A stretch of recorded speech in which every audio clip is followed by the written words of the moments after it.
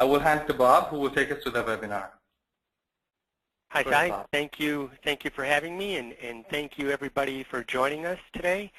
It's a great honor and pleasure to be a part of the SanDisk Extreme team, and I'm really honored that you invited me to share my little corner of the world and how I approach things. I'd like to share with you some tips and techniques that work whether you're photographing outdoors, indoors, people, pets, landscapes, whatever the case may be.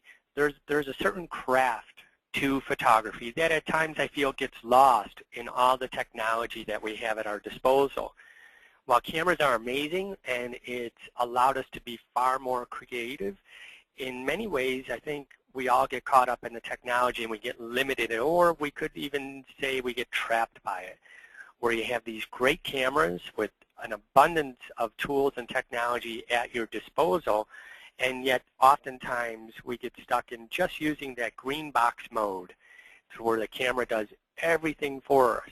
And while it's a pretty good feature and tool, in many instances it's not going to yield the result that you're seeing right before your eyes. And it's not that technology is not working, it's just remaining within the specifications in which it was designed. So I want to touch on a few topics with you, and that's getting to know your gear, become really familiar with it. I highly, highly recommend that you go through those quick start guides that came with your cameras, speed lights, and any technology that you purchase, and then dig a little deeper. Read the manual, become familiar with it, because you now, in your hands, whether you're using an iPhone, point and shoot, on up to pro-level digital SLR, you have the capability today to create what limits bounds on you.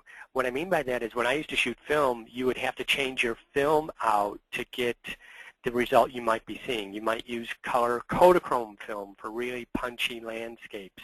You might use Kodak portrait film to actually capture a beautiful, neutral, great flesh tone portrait of a person. Now you have all that technology built into pretty much all cameras. So that's getting to know your gear. You want to become a seeker of light, because without light we really can't practice our craft of photography. So great light leads to great photographs, and I'm of a firm belief that the better your capture, the better your output, the better your print will be. Composition is key.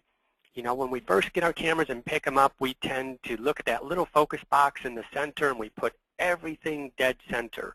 And it's okay to start that way, but then start pushing the boundaries. Look at great paintings. Look at pictures in magazines that you find yourself attracted to. And notice that not everything is dead center. Sometimes things are a little bit off to the left, a little bit off to the right. Our eyes generally see from the upper left-hand corner, scanning left to right, and end up in the lower right-hand corner. So if you could put your subjects in that upper left third or lower right third, it just becomes more visually pleasing for us to look at. Technique and exposure. This is where we're going to actually go into using something called the histogram. And while it may sound foreign to you, it's on everything that can capture an image, from your iPhone to a point-and-shoot camera on up to your digital SLRs. So a histogram is kind of, looks like a stock chart, right? And you don't need to be afraid of that, but it just has the resemblance of a stock chart. And before we go through these images that I'm going to share with you, I just want to give you a brief foundation that a histogram is your friend. It's a universal language that when the camera captures the image, that same information is seen on the back of the camera, it's seen on your computer, and it's seen in any image editing tool that you use. Thereby, you could have a universal language of if the image is too bright, too dark, or too much color, or not enough color in a shift. And this will all become clear by the end of this program. So allow me to share with you some of these images from my travels around the world, and we can talk through them as I go. As you can see, the airplane wasn't dead center. I try not to shoot dead center, although sometimes it does work, you know, so there's no rule written in stone. This is a creative process. So do what's creative for you, and do what's pleasing to your eye, and then push the boundaries. Some of the things I want you to notice in my imagery is not just the composition. but the use of color and the consistency of exposure, you know, I do some post-processing, but not much. And my goal is to get it right in camera. And it's really crucial if you're photographing using a JPEG format. So we basically photograph in two formats, JPEG and RAW. Think of RAW as your digital negative. Think of JPEG as the finished file, and it has the recipe already baked into it. You could do far more creatively on the back end with a RAW file because, again, it's like a negative and you develop it, meaning you could color correct, exposure, sharpen, contrast, all those sets of things. While you do have those parameters using a JPEG file, they are limited into how much you can change and augment that file for both exposure and color. When I travel around the world, I love photographing the culture itself, so that includes. So I carry an assortment of prime lenses and zoom lenses, plenty of speed lights if I want to augment and light something, batteries, and of course my SanDisk Extreme memory cards. I don't leave home without them. They're dependable. The write speed is very quick, especially when you're photographing RAW with a pro-level camera such as a 1DX or a Nikon D4 or D800. That's a ton of information when you're capturing images in RAW format. And they write quickly, clear the buffer out, and allow me to continue shooting. And knock on wood, I've not had a card fail or lock up on me. Now, that being said, I also maintain my cards. And what I mean by that is once a month, I will hard format them in the computer. Basically what you're doing is you're eliminating any extenuating information that may hang up the file. And over the course of time, if you just keep in-camera deleting or formatting in the camera, there's little footprints left behind. And that junk information over the course of time has the possibility of causing your card to lock up.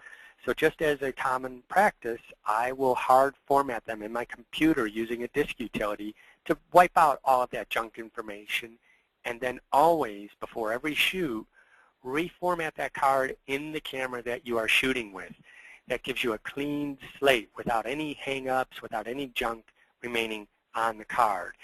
And as I said, you know, the shoots are very important to me. The capture is very important to me, and the last thing I want to worry about is increasing the odds of possibly corrupting the card because of something that I did on my end.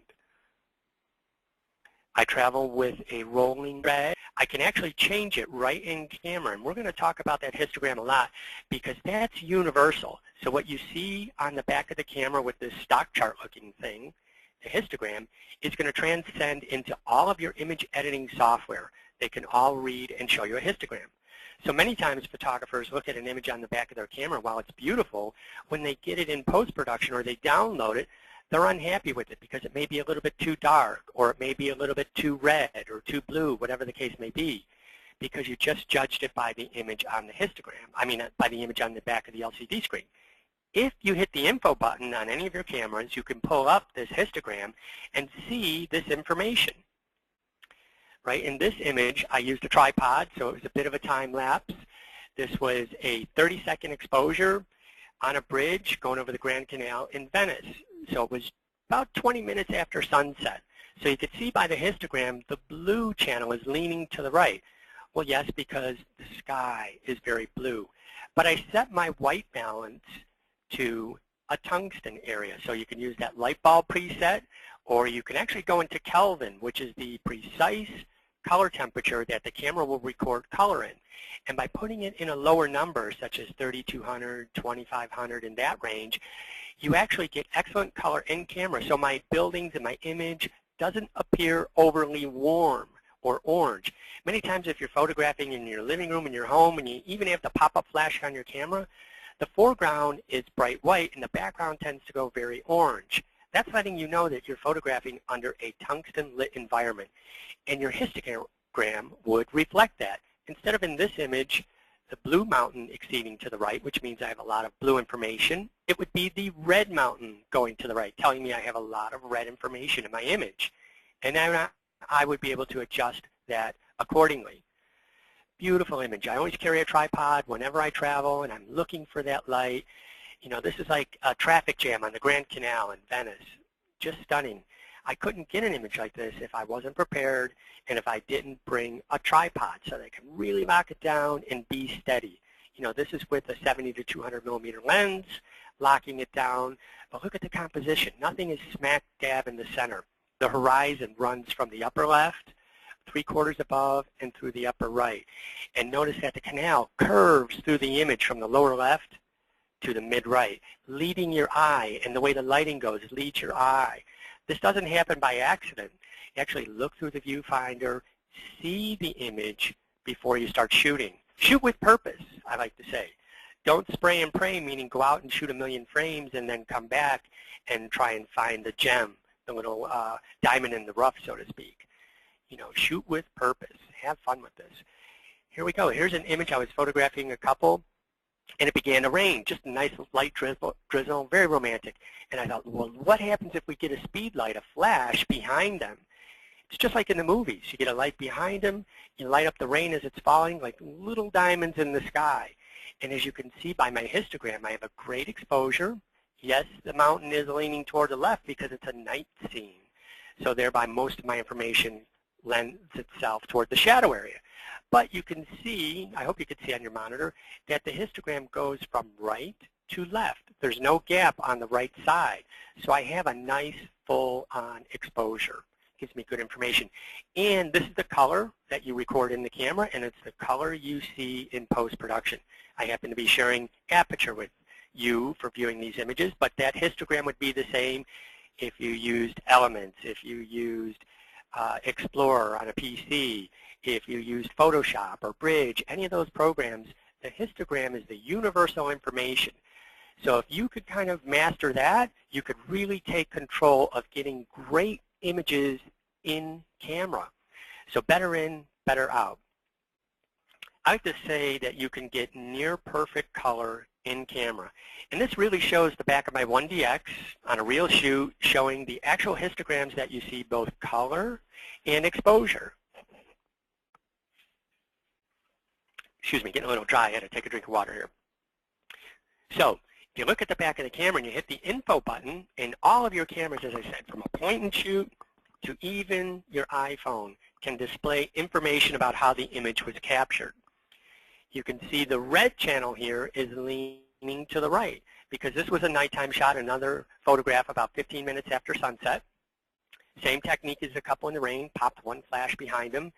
My speed lights are 600 EXRT from Canon, RT meaning they have the radio transmission built in, so I can control them without touching them or without seeing them. So the red channel is leaning to the right because we have a nice pink sky. Now if I wanted to overcorrect that in camera, I really could. I could go into the Kelvin setting or the white balance presets and choose something in the tungsten range, which would then bring the red channel back toward the left, removing warm information, and then the blue channel would start going toward the right. So once you kind of know how to play with this, it can be a creative tool as well. So really research histograms. There's some information in all of your camera manuals about this. It just kind of touches on it, but it's not sharing with you this kind of depth, like what to do if the histogram goes to the right. Just kind of keep in mind that anything going to the right means you have a lot of it, because your histogram can exceed the right side because it goes beyond that value in the highlights, especially if you're shooting RAW. But with JPEG or even with RAW, the left side is a 0 value. So once you're beyond 0, there's nothing there. So there is no more information to the left. I like to keep things simple, and nowadays with cameras you can make adjustments in multiple places, meaning if I had a speed light on my camera, I can make an adjustment there. If I had another accessory on my camera, I can make an adjustment there. And then I get confused. Did I tweak it here? Did I tweak it there? So I like to make all my adjustments no matter what device I'm using, be it my G16 or my 1DX. I make all the adjustments right on the camera so I can glance down at that top LCD screen and I can tell what mode I'm in. Here, I'm in program mode, auto white balance, 400 ISO, and I know that at a glance. So I will do that, and I will check those settings every few seconds while I'm photographing. here's what I'm striving for. My baseline that I pull the camera out of the bag in when I arrive on a shoot is usually in aperture priority mode. Now I like a full histogram, meaning you could see the gray area represents the exposure, meaning how bright the scene is. So I want information from left to right. If I have a gap on the right side, that means my image can be underexposed. Now you could choose to do that purposefully if that's what you want to do to make the image a little bit more moody and dark, or we can open up, give the image more light, and make that histogram slide to the right, making it a very bright scene. So it's a really useful tool in letting you gauge and get the proper exposure that you are seeking. So I know by default that Canons are designed to protect the highlights, and I like to give plus 1/3 exposure compensation. Now exposure compensation is this neat little tool that again you have from point and shoots on up to any level digital SLR. When the camera is any type of automatic mode such as program, time value, aperture priority, you could tell the camera I want more light or less light just by using exposure compensation. And most cameras offer a 3-stop range in 1/3 of a stop increments. So I like to start off at plus 1/3 exposure compensation so that I don't have any gaps on the right. I want information in my shadow and highlight area. And then I have it in 400 ISO and auto white. So I know that I can pull my camera out in an instant and take a few frames and I'm going to get the moment. And then once I've done that, I will refine it. I will tweak it. I will look at my histogram. I will look at my information. And then I will make adjustments accordingly. Because as photographers, let's face it, we're problem solvers. Every environment that we photograph in, that you take a picture in, offers a certain set of challenges. So if you're photographing a sunset and you really see these awesome colors, the pinks, the blues, the oranges, and when you pull it back up on your computer when you get home or you make a print and you're like, wow, the colors just aren't that vibrant, what happened? Chances are you're in auto white balance. And in auto white balance, it tries to give you a middle-of-the-road color tone. And if the sky was like really purple and red and you want to record those colors, put your camera in the daylight white balance preset. Because then it's not going to filter out if there's too much orange, if there's too much pink. It's really going to record it the way it is and give you a color-true scene. Because our eyes pretty much see in daylight white balance preset. When we walk into a room, we don't notice that it's orange from tungsten light. Our eyes adjust. When we go into an office environment, which has overhead fluorescence, we really don't notice that it really is a green tone of light in there. But the camera does record that. And auto white does a pretty good job at filtering those out. But remember, it's just trying to average things out. So if you look at the top image here on the right, it shows the picture. It shows that I'm shooting in manual mode. The K value is 6,000 degrees Kelvin because at that time of day the light was a little bit bluer and I wanted to warm it up. And it's more of a high key or a brighter scenario. So now you see this histogram, which is just the straight exposure, no color value yet, leaning towards the right, letting me know it's a bright scene. Now, if I chose to, and I wanted to darken that myself, I could begin to underexpose it by changing one of my values, either the shutter speed or aperture. Because I'm in manual mode, exposure compensation does not come into play here. Here we go. This is the split view. This is just a closer up shot of the previous frame, where you can actually dive in and see the RGB, which all that stands for is red, green, and blue, which makes up all the colors that our cameras will record. And then the actual exposure is below. So by having this information, again, you can tweak and play and start off at a neutral point, like I did with this image, and then you could go from there and get creative. If you wanted to make this look like a total day-to-night scene, so you could go in and choose a different white balance preset. Play around with those. Take a different picture. Like sunsets really look cool, I found, by using the fluorescent preset. It just really does something to pull out those greens and blues just after the sun has gone down.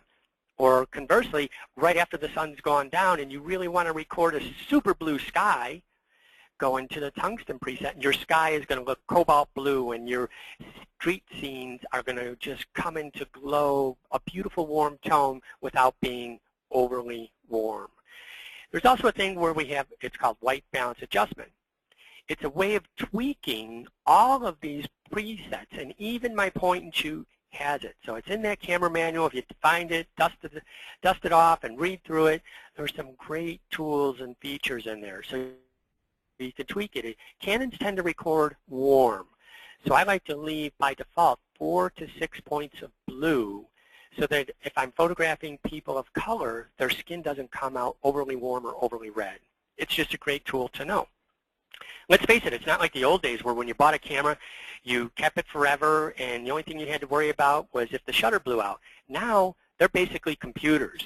You have so many features, so many options available to you, it's just dizzying the amount of control and customization you have, as I said, from a point and shoot on up to the highest level digital SLR.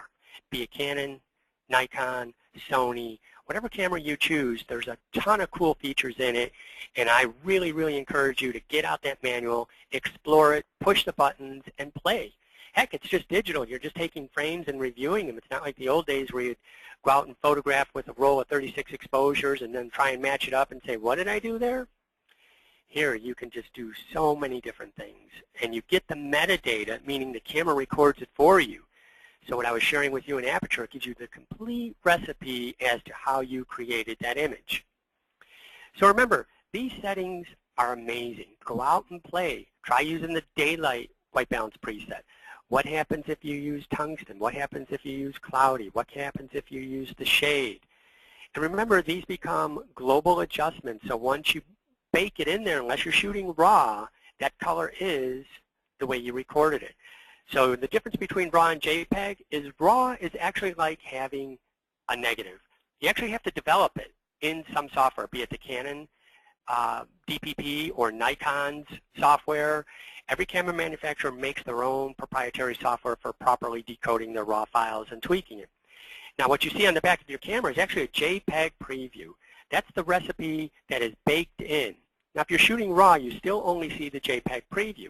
But if you're shooting JPEG, let's say the cake is baked, the recipe is done. So this image is, as it is, as you see on the screen, you have very limited latitude for both exposure and color before the image starts to degrade. This is mastering your craft. This is learning how to get control of exposure, using that histogram as a universal language of light and color so that you won't be fooled again. You know, who sang that song? We Won't Be Fooled Again, The Who? You know, I used to get so frustrated taking pictures and looking great on that little 2-inch screen, and then you come back and you put them in the computer and it's like, oh, it's too dark, or it's too this, or it's too bright. Now you can take control and get that picture right in camera. Remember, anything that you tweak, such as exposure compensation or white balance adjustments, those are global settings. So if you take your camera out of the bag and you didn't zero it out, what I mean by zero it out, put everything back to square one, and you start taking pictures and you look at the back of your camera and you're like, wow, that's orange and it's way too bright. What's going on? What's going on? Chances are one of your settings are set from a previous scenario. So that's why I like to zero out my camera when I put it into the bag or when I go from one scene to another. If I'm out walking around taking beautiful travel photos, as I'm photographing one scene, I get my parameters set how I like them, and then as I start walking down the street somewhere else, I put it back to 0, meaning I go back to that aperture priority, auto white, plus 1/3 exposure compensation, because if I see a great moment and I just pick up the camera to capture it, I'm going to be in the ballpark. But then, again, I will review, and I will tweak it, and I will try and get it as best as possible in camera. Remember, these techniques take practice, and it's something that doesn't happen overnight. Like Michael Jordan, he didn't just come out onto the floor and learn how to slam dunk and be able to drop three-pointers like crazy. No, he practiced, and that's something that I'm constantly doing. Even at the level that I'm at now, I still practice. And when I'm not on assignment or we're not traveling and doing photographs like that, I wander around the neighborhood. I practice with my iPhone. I see color. I practice composition. I see light. This is taking control of the craft aspect of photography. Because if you're prepared with these basics and these skills, when that big moment happens in front of you and that dynamic shot that you're going for presents itself, you're ready and you'll nail it. I know it's boring.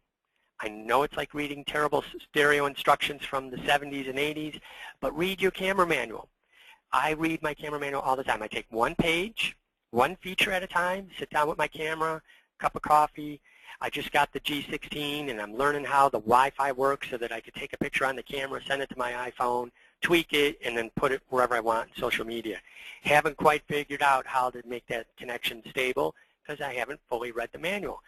So now I just got that camera last week. I'm going to sit down, read that section page by page, have the camera there, have my iPhone there so that if I'm taking vacation photos and I want a really high-end photograph, boom, it'll go right to my iPhone. I can caption it and then put it out on social media. I wouldn't know how to do those things. Again, these cameras have such amazing technology built in if I didn't read my camera manual and know my gear inside and out. You got to be prepared, right? Always be prepared. So when that moment presents itself, you are good to go. So I want to share this next movie with you, and we'll take some questions. The Davis Love Story workshops are amazing. They taught me to not only be a better photographer, but to also, most importantly, believe in myself. I came away learning so many techniques. You know of Bob and Dawn, you've seen their work, but you have no idea what you're in store for. What I'll take away for the rest of my life, not only professionally, but personally, is just that gift of giving. It's contagious, it rubs off you, and you leave the workshop inspired and just ready to do amazing things. It was a most amazing experience.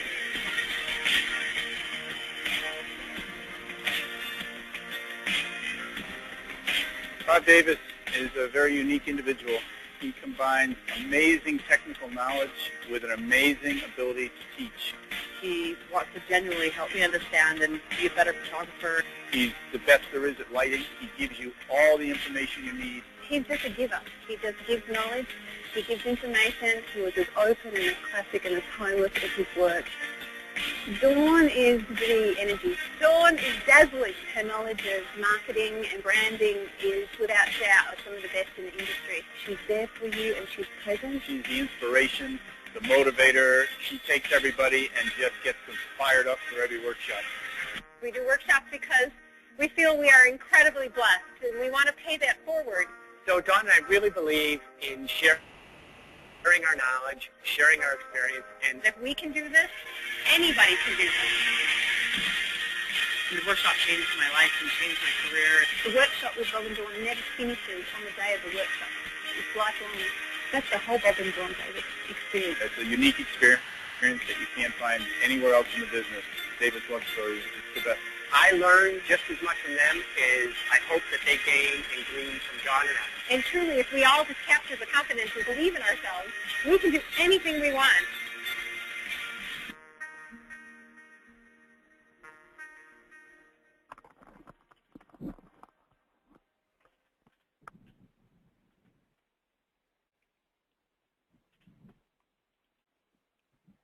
So I'd like to say thank you to SanDisk.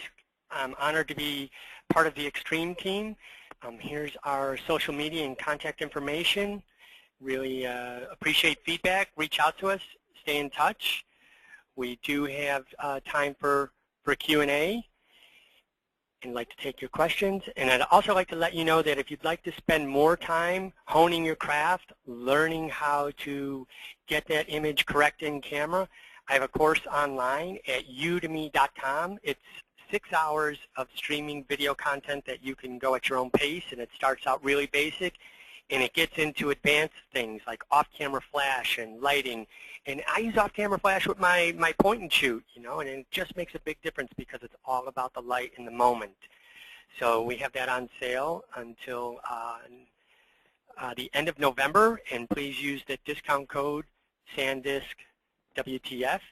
And if you're interested, please go to our workshop website, davisworkshops.com, because we have a really cool opportunity limited to 12 people where we're doing an African safari. And it's going to be like glamping, just this glamour camping like out of Africa. We've been there before, and it's just amazing. I love going to Africa. So check that out. It's on our workshop's website, and we have 6 seats left. And we're going to be taking off in March, so I'd love to have somebody join us. So, Sai, thanks again for having me, and if there's any questions that I can answer now, I'd be happy to. Thanks a lot, Bob. That was a very interesting presentation. I, for one, learned quite a lot about shooting outdoors, especially about histograms. and I'm sure our audience did too. With that, we come to the end of the presentation, and we're now open for Q&A. If you haven't sent us your questions already, please do so by entering them into the questions box. We have some really interesting questions coming in, Bob. And since we don't have much time left, I'm going to jump right into the first one. All right. Okay, this is a question from Melanie. My biggest problem is keeping vibrant color of foreground while maintaining blue sky in background. One or the other gets washed out. Is there a solution for that problem? Yeah, there definitely is. So what happens, whether it's digital or film, that's your exposure latitude between foreground and sky. A great tool for that, especially for landscapes and nature photography, is called a graduated neutral density filter. And what it is it starts out at the bottom being clear and it gets darker toward the top. And that allows your sky to remain in an exposure value that you can record while rendering the information in the foreground in a proper exposure. And it has a filter holder that goes on the front of your lens, and these are usually a square filter, and you want to get one that will fit on the largest diameter of your lens. So if you have an 82 millimeter lens, a really big front element, you want a 6x6 neutral density filter holder, and then you could slide that up and down to adjust it so that that graduated point lines up right at the horizon, and you get a beautiful sky while still maintaining foreground exposure. All right, thank you, Bob. The next question. This is from Mark. In travel photography, do you tend to use more manual exposure or auto exposure in both aperture or shutter priority? Excellent question. You know, I don't fall into one routine or one habit. As I shared, my baseline when I just walking around with the camera, just because I want to be able to capture a moment should it happen right in front of me, I'm in aperture priority. And if I'm in a nature setting or landscape setting, I'm at f8, aperture f8. But as soon as I take a frame and I'm going to be there for a few seconds, I'll quickly jump over to manual mode, and then I will tweak my color and I will tweak my exposure. Oftentimes, I tend to underexpose landscapes by almost a half a stop because I want that rich color and I want to keep some sky value. Another thing to keep in mind is your camera has what they call picture styles. Picture styles are kind of harken to the day of film. So I used to photograph landscapes with Kodachrome because it gave this rich pop, or Fuji. What was the Fuji film? I can't remember the stock off the top of my head. But anyways, you have these picture styles in your camera, again, from your point and shoot on up to your high-end digital SLR to where there's a landscape mode. And then you can tweak it. You could add more saturation should you like, or contrast. You have a monochrome mode for black and white. You have a portrait mode for people. And I play with those picture styles as well because it changes the saturation in the color as you record that image. So for portraits, I don't want their flesh tone to be overly saturated. I'll tend to use the portrait picture style because it renders them more neutral. Now when I'm out photographing sunrise, oh man, I love landscape because it gives me that Kodachrome quality of the punch and rich colors and contrast that I'm seeking. All right, thank you. We'll jump right into the next one. This is a short one from Dave. What tripod do you use? What tripod do I use? I happen to be using a Manfrotto, and it's a carbon fiber because when you're traveling around, you want something that's sturdy and stable, yet lightweight. And I'm using a ball head on there, and I carry two heads with me. So if I'm photographing wildlife or birds, and I'm using a 600 millimeter lens, well then I'm going to use a Wimberley head, which has a gimbal on it, so that it perfectly balances that long telephoto lens, but still allows freedom of movement. So just a regular ball head is great for general landscapes, things of that nature, long exposure. It would be overkill for a gimbal to have just your 24 to 70 or even a 70 to 200 on it. But a ball head works great. All right, thank you, Bob. The next one, this is from Jim. Does your camera have a live view mode? If so, what do you think of it? Awesome question. I wish I had more time to just do 15 minutes on live view. Live view is amazing, and I use it all the time. I no longer take test shots, meaning take a picture, review the information on the back of my camera. I use live view and make sure you activate the setting exposure simulation. Usually you have to turn that feature on. And then as you change your color, as you change your picture style, as you change your exposure compensation, any of those values, you see it live. And then if you hit the info button, it lays over the histogram. So it's like using a view camera, and you could dial in all these parameters live and then take the picture. Love, love, love live view. It's more useful than for just shooting video as well. That's interesting, Bob. The next one is from Carol, and this is an interesting question. What if you're taking a quick shot and don't have time to do a preset? That is an unexpected moment, which a lot of us do have. How would you handle that shot? Of course. And that's why I shared with you my baseline that I walk around with if I move from scene to scene is I like aperture priority, because I want to determine if I'm photographing people, I tend to be at an aperture of 4 or 5, 6, because I don't want a lot of distracting elements coming into focus in the background. So I like exposure to be set at plus 1/3 exposure compensation, and then I'm in auto whites. So I know with those parameters, I'm going to get a really decent shot. And then if I'm going to be there for a few moments as it unfolds before me, then I'll refine it and tweak it. But just generally walking around with my camera, it's in aperture priority, and then plus 1/3 exposure compensation and auto white balance. That gets me there in the ballpark. Carol, hope that makes sense. The next question is from Rion. What do you mean by 4 to 6 points of blue? And I know you spoke about this in the presentation. Sure. What do you mean by points specifically? Sure. So every camera, again, they put it into the point-and-shoot cameras, has something called white balance bracket or white balance adjust. It's all called something slightly different, but it basically does the same thing. And it pulls up a color grid on the back of your camera. And that grid has little one-stop increments that you can move it around by, and I just call them points. So actually values of 5 or 10 in the Kelvin scale that can be globally applied to even auto whites. And you can tweak the color, like Nikons tend to record a little bit green magenta. So you can counter that natural recording color tonality by using this white balance adjustment by tweaking it.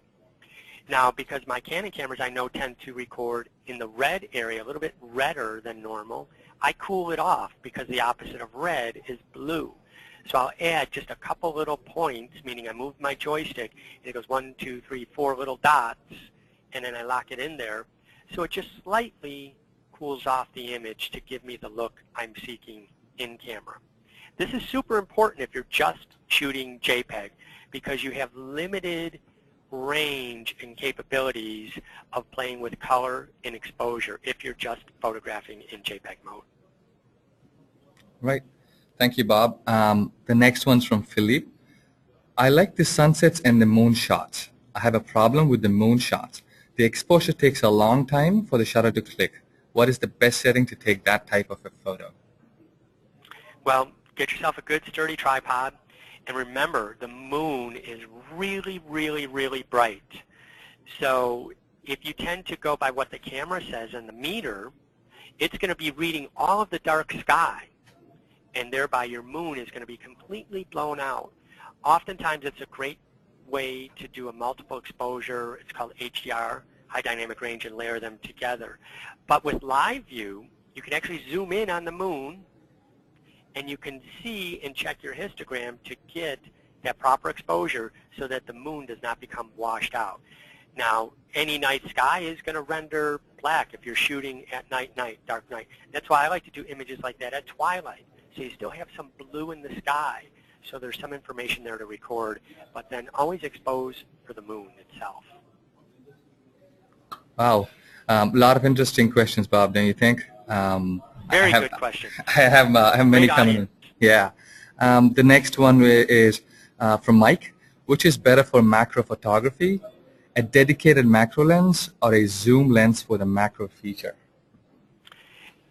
Great question. That, again, I'd have to say to you, what's your goal? So if you really want to get in close, if you're doing flowers or if you're doing insects, a zoom lens with a macro feature just isn't going to get you there. So there's two solutions. Either A, you go out and you get yourself a macro lens, which is perfect for doing it. It's going to be sharp, it's going to allow you to get that close, and it's going to render the scene amazingly well. Or if you want to take a little bit less expensive route before you save up and get a macro lens, you could get something called an extension tube. So they come in various sizes, and usually there's 3 of them in a set. You could buy it from either Canon, Nikon, or Sony, or you could get a secondary brand, which are less expensive. All that does is it moves the lens slightly further away from the connection on the camera. By increasing that distance, it allows your lens to become more of a macro. It will magnify. So it truly does allow you to get in close like a macro feature. So when I'm really pared down and traveling, trying to be light, I don't take a macro lens with me. I'll take the extension tube set, which will still allow me to get relatively close in more macro mode. All right, that makes sense. I think the next question is a short one from Alex. What is an exposure bracketing used for? What is an exposure bracketing? Yeah. Sure. It's a great feature. Put your camera on a tripod. And if you're photographing a scene, and let's say you don't have that variable or a graduated neutral density filter, and you want to record the sky and you want to record the ground. So if you did a bracketed exposure, and your cameras most nowadays will allow you to go from 3 shots on up to 7, sometimes 9 shots, and then you determine how much exposure range in between, from a third of a stop on up to a stop and a half per exposure. And then you hit the shutter button, and it will take a sequence of images at those varied exposures. Now then you could take them in post-production and merge them all together into one high dynamic range image, allowing you to have information in the sky and information in the foreground. It's an excellent tool. Or you could just use it to bracket the exposure, and then you choose, I like this one, to make one straight print from. Alex, hope that answers your question. The next one is a short one as well. How does a polarizer affect the histogram? And this is from Dennis. Sure. Well, the polarizer goes over the lens, so anything that comes through the lens is going to record that information accordingly. So it depends on what you're photographing. If it's a nature scene, it may increase the blues, and it's going to definitely give you more saturation. But other than that, you shouldn't notice anything on your histogram abnormal. It will darken the scene for sure, so your exposure value on the histogram will slide to the left unless you're in an auto mode. So if you're in aperture or program or shutter priority mode, the camera is going to adjust those variables accordingly to still give you the same exposure. So once you put the polarizer on, you won't see any effect at all. All right, thank you. The next one is from Rosetta. My camera is a Canon PowerShot SX110. My histogram only shows a white, no RGB. How do I read this? So you might want to check and read in the camera manual. You usually have to activate the RGB. It's in a submenu. So some cameras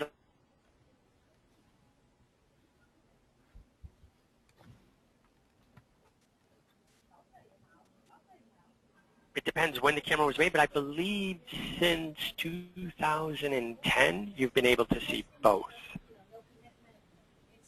All right, thank you. So the next one is It's all in that camera manual. Sure, the key is to read the camera manual. All right, the next one's Tons from of information there. Next one's from Tasha. I'd like to take a photograph. I'd like to take a photo of better storm scenes and nighttime photography. Any suggestions for getting those sharp, crisp scenes that you see in magazines? I'm sorry, may you repeat the question? Okay, I'm going to repeat it again.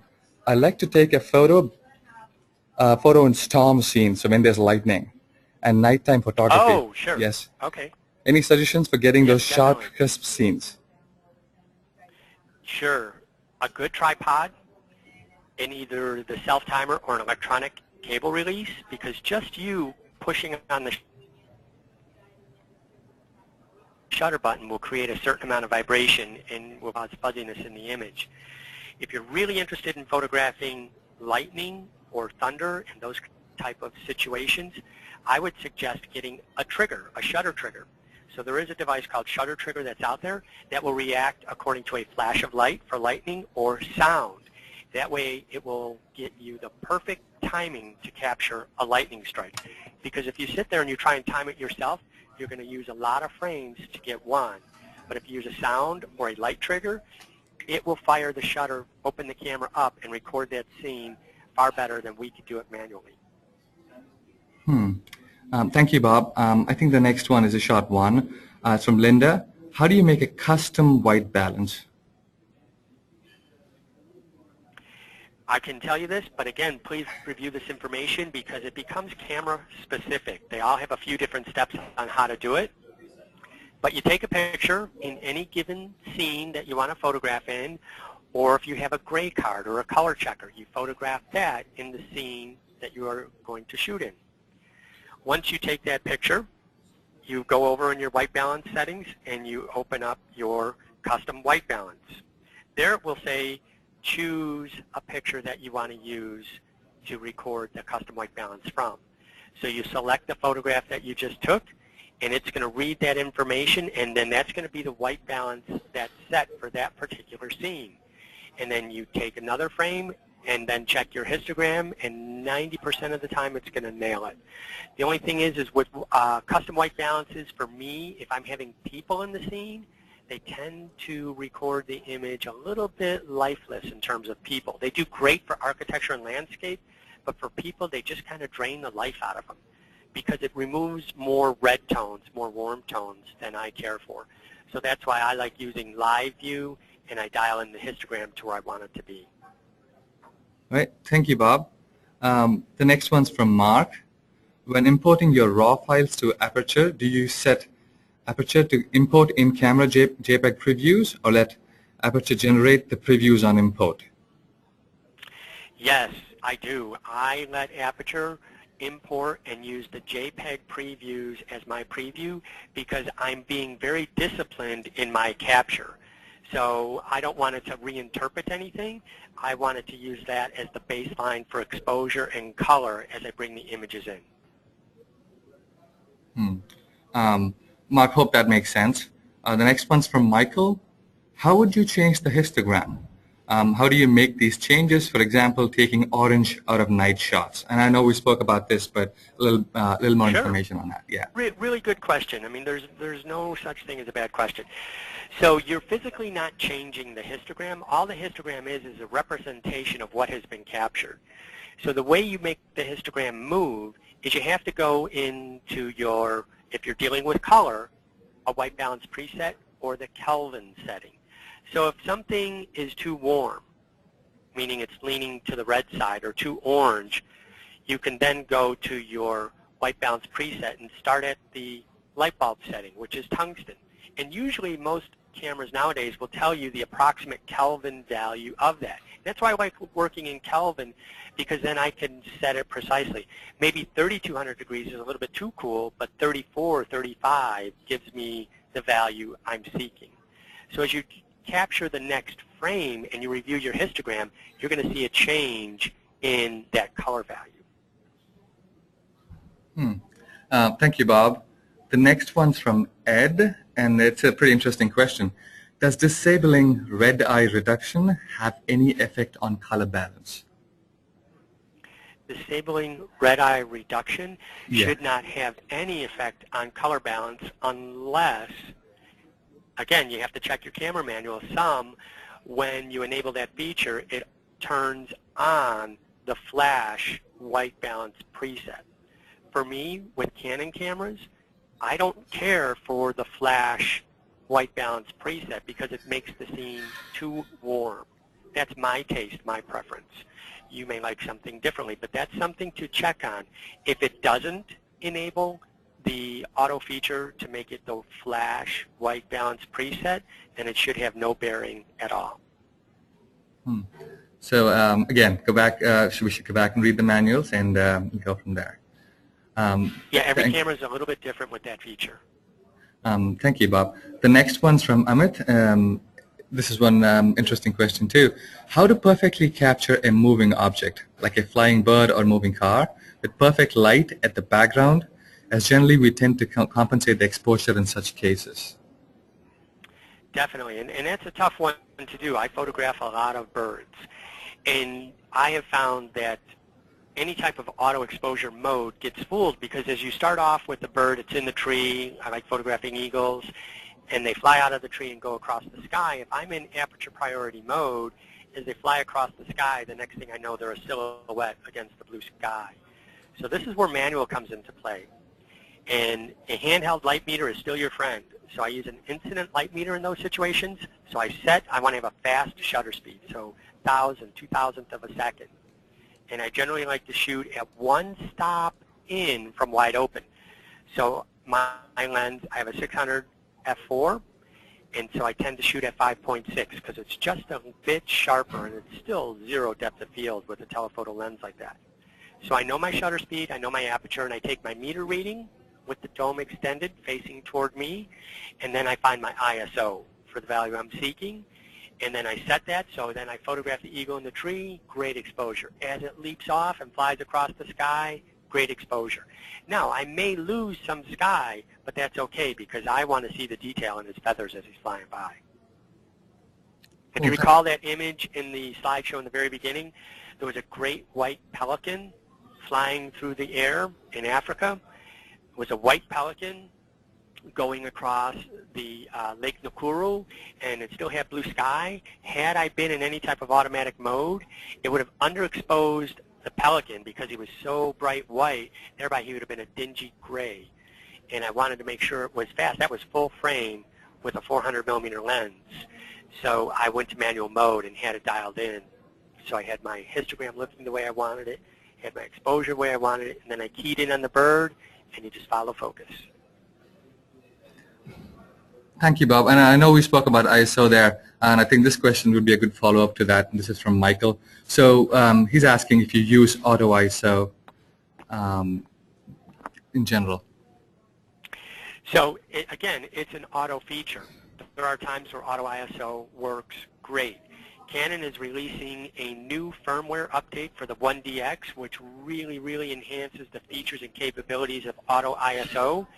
So now it's usable, because before you didn't have any control over that auto ISO. It would change and vary determined upon the tones you are recording. So if you came across something bright again, it would tend to underexpose it because the camera in its algorithm is designed to protect the highlights so you don't blow it out. Now you're going to have the capability of adding exposure compensation to auto ISO. I've been testing this and it works fantastic. So I could say, okay, I know in this scene I like plus 2/3 of a stop exposure compensation. So again, I could lock in my shutter speed at 2,000th of a second. I could lock in my aperture at 5.6, and I know I'm going to get the meter reading I like because I'm using exposure compensation to do that. Sometimes it's +1. Sometimes it's -1. So there again depends on the scene I'm photographing in. But now that they give you control over auto ISO, it's going to be an amazing feature. All right, Bob. I think we're at the end of time right now. Unfortunately, we have some good questions, but unfortunately, we have to end at this time. I'd like to thank everyone again for joining us for our Outdoor Photography Techniques webinar, and hope you have a great rest of the day. And thank you, Bob. It was a great presentation. Thank you, Sai. It was a pleasure. Happy to share. Thank you all.